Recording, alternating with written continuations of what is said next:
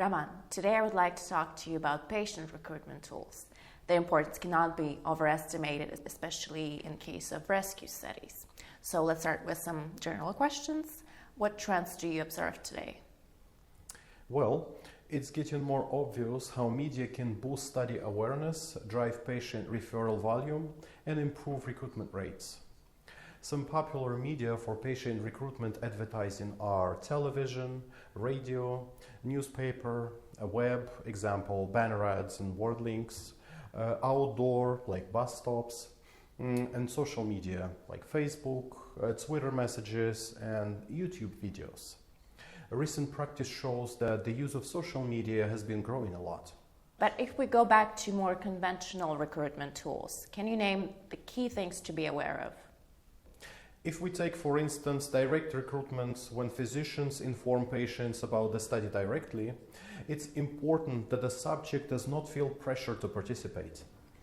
When sending out recruitment letters, it's crucial to include the information about how the person was identified to be sent a letter to, an overview of any risks or potential benefits. It should also let the person know how to inform someone if he or she would want to participate, and how to get answers to additional questions, and of course, who is doing the study and why. As for referrals, there can be different types of referrals, from non-investigational healthcare providers, snowball sampling, participants referring other participants. Is it possible to use a mix of recruitment practices? Certainly. One study may employ more than one method of recruitment. Besides, this is not an exhaustive list, but kind of an outline of the most commonly used methods for recruitment. It includes both behavioral and biomedical recruitment strategies. And what can you say on unacceptable recruitment practices?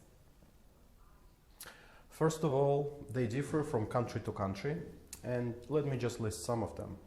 Direct recruitment by the sponsors is unacceptable. Same goes for medical record access. There are cases when only patients can initiate contacts, and the sites or part of the clinic providing healthcare are prohibited from having access to the patient names, addresses, phone numbers, and medical record numbers. In these cases, there should be a documented permission from a patient that he or she agreed to be contacted.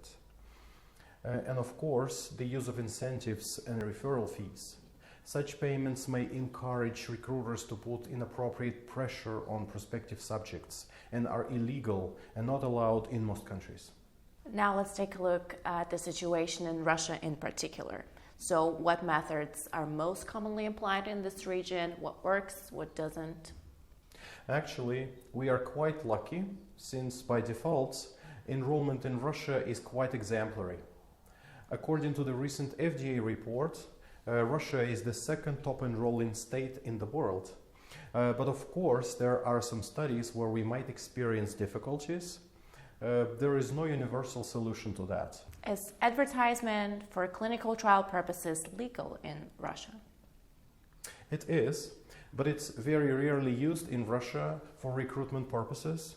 I have yet to see an ad for clinical trials recruitment in local television or social media. This is because the overall awareness of Russian population is very low about clinical studies. If you ask 100 people on the streets about clinical studies, I bet that no one would be able to tell you anything. Therefore, ads are not effective for clinical trials enrollment yet. But it doesn't mean, however, that the situation will not change in the future. And if ads don't work in Russia, what does then? Based on our experience, referrals can be very effective. If an investigator doesn't have it, we can help to establish it. Patients in Russia tend to place complete trust in their physicians. Therefore, referrals have a lot of power within patients' enrollment. Raman, thank you very much for your time today. You're more than welcome, Anna.